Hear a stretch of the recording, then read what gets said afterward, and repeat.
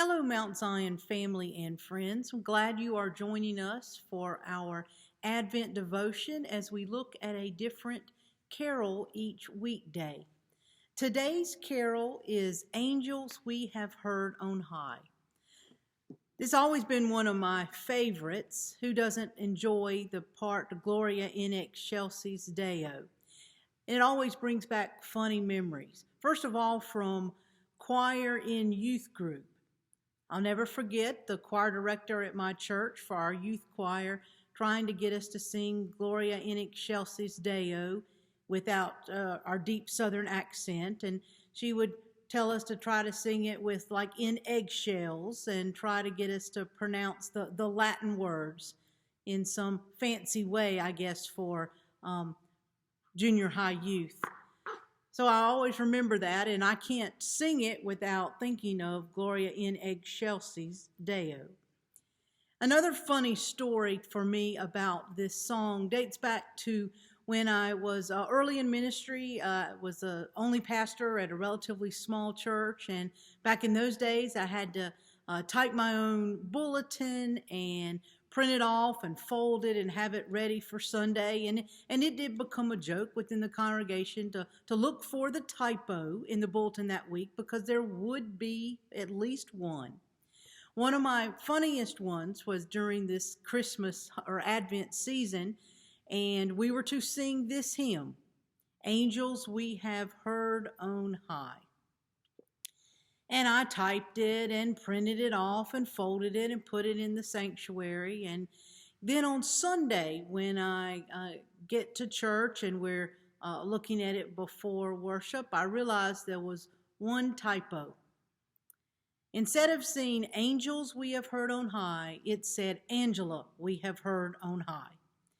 It's a name I'm used to typing quite frequently, and I didn't catch it. And that congregation never let me forget it, that they came to church ready to sing Angels We Have Heard on High, but they got to sing Angela We Have Heard on High instead. So this hymn is a lot of fond memories for me.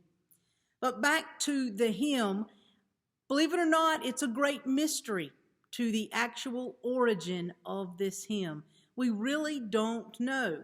Of course, there are copyrights on when someone filed for it, but the actual words or the tune are not attributed to any one person.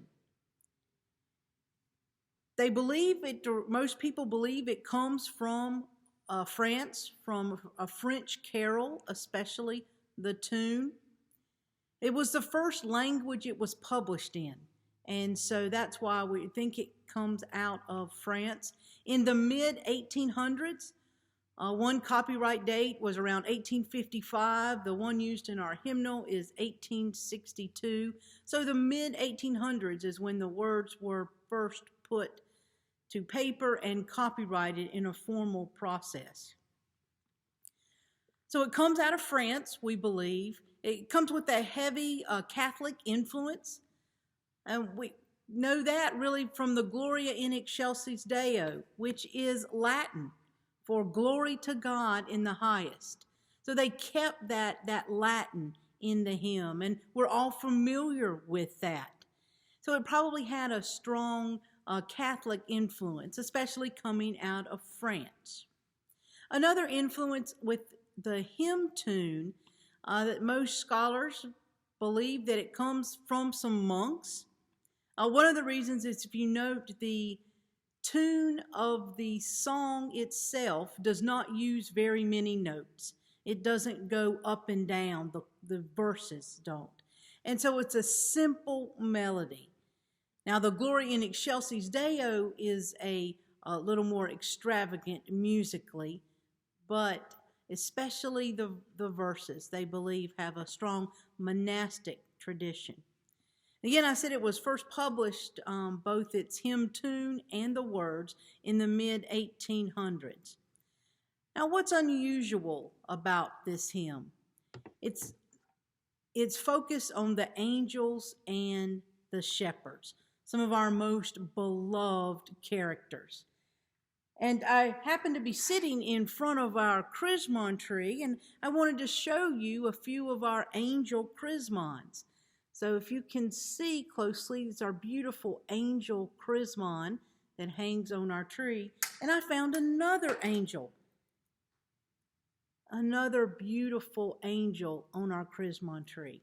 So we in our Christian tradition, we love our angels. I also found a symbol of our shepherds.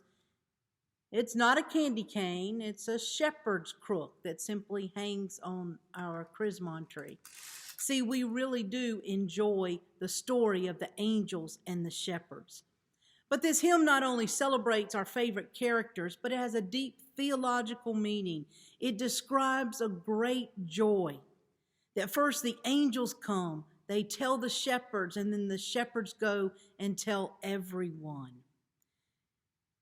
Of course, it mentions the babe in the manger.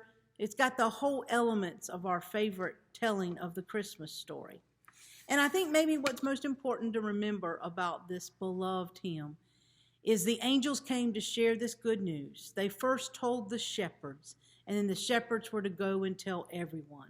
We're all called to continue to tell the story, to spread the good news of the gospel.